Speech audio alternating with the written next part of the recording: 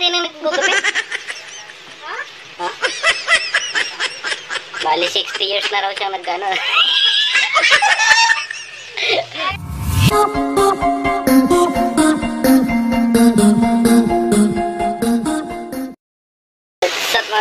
Dito ako ngayon kala Tini.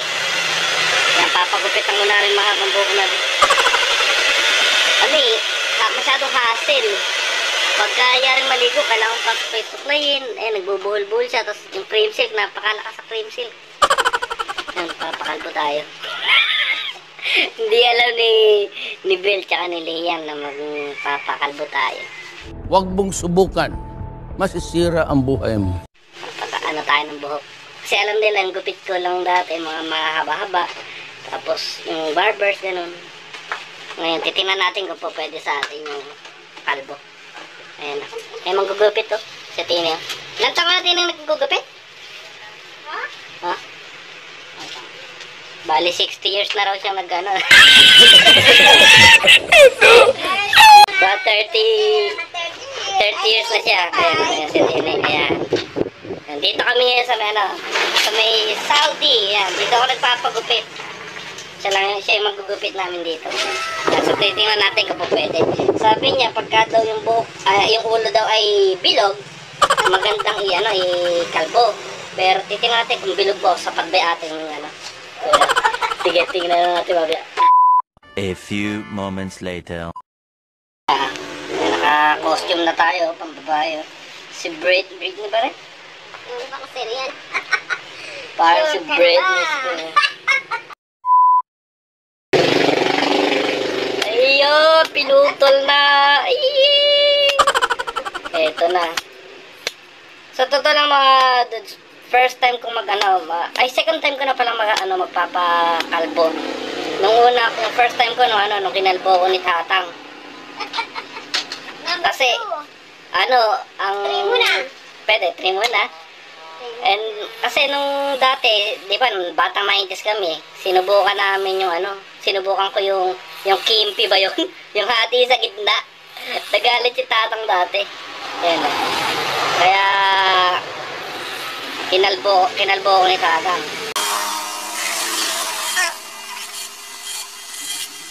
Totohanan na to. Ay, pakibalik pala yung buhok. Ayoko niyan. Pinabalik yung buhok. 5 minutes later. Anong dalawang klase? May style pa ba yan? Ibig sabihin, 1, 2. Un pasito pa'lante, María. Another one. Mamaya, 0, 2. 2, 3. Un pasito para atrás. Another one. Tingnan. Ngayon, kung gusto mo naman. 2, 3. Un pasito pa'lante, María. Another one. Tingnan natin ano yung mas maganda. Ano? Sige, Kailangan, magmukha pa rin akong tao. Pero mahaba rin din eh. Mahaba ko din eh. Oo, pangit. Ay, nako. Parang alis yung blondie na. Hindi, ang kasi, sa totoo lang, sa mga gustong magpapa ng buhok, pumorma-forma, okay lang. Tapos alam mo, nabibigyan mo ng panahon, okay lang talaga. O hindi ko naman dahilan na pero pag busy ka, tapos, diba? Hindi ako kasi yung tao, Tini, ayoko ng hassle. Hindi, sa totoo lang, wala naman sana mag-react dito sa video ko. Ayoko ng hassle, kasi, diba, ba't pahirapan ko yung sarili ko? Dati, meron ako dito, yung balbas. Tinanggal ko kasi hassle din. Pag ako nakamotor, naka-helmet, nagmamas ako, umari siya, ang init. Hindi ako komportable. Kaya, diba, doon ako sa komportable ako.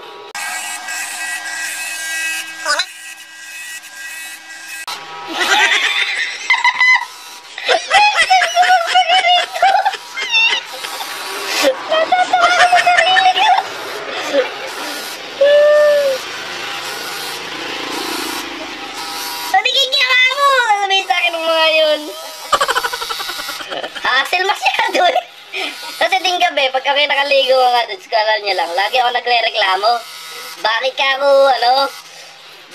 bakit napakahirap ka kung ano yun ito, mapakahasel, halit na pagkayari kong maligo. Dadamit na lang ako, magpupunas, hihiga na, ganun, magkakape, ganun. Eh, hindi mauubos pa yung 5 minuto mo kakasusuklay. Hindi, wala ka na susuklayin. So, kaya sa mga masyadong namumroblema dyan sa may bong nila, hassle ka, sasabihin ganun, pakalbo na kayo. Kung ano magsasabi sa inyo? Kung bilog naman yung inyong ulo, pakalbo na kayo. Eh, bakit hindi naman pala sa akin? Ano? Astig naman pala. Ayun nagmukha akong tabachoy. Ay, nako. Ganda rin pala, Tini. Parang ma-addict ako sa kalbo. Ala naman ba akong mga snow dyan? Parang may snow dyan. Sa totoo lang, yun din inaalala ko pag ako'y magpapakalbo mga dudes. Nahihiya ako kasi baka may snow pa sa ulo. Yung tagkara dito sa Pilipinas, wala ng snow yung ulo mo. Diba?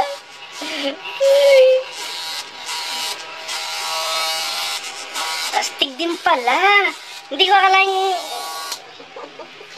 Astig din pala. Eh, pero siyempre, yung babae, di ba? Yung batok ng pangit siya pagka hindi yan kinalbo. A few inches later. Bilog ang mundo. Very output. Basta pagkatandaan nyo mga dudes, pagka halimbawa kayo na-hassle na masyado sa inyo buhok nyo, pakalbo na kayo. Ay, hindi kayo naman problema. Papakita niya Tini, yung kinalabasan ng kalbo.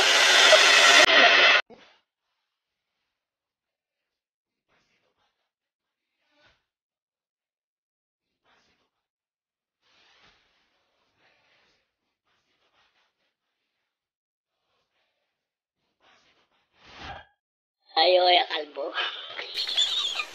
Natin reaction nila.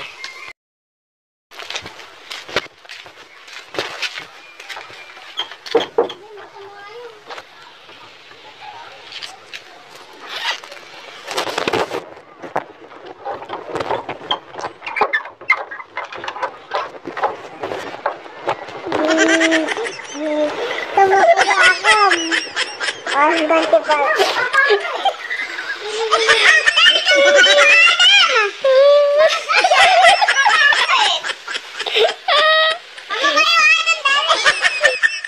Kaya, diba? Nagmukha akong malinis tingnan, no? Diba? Astig. Shit. Hindi na ako tatabi, no?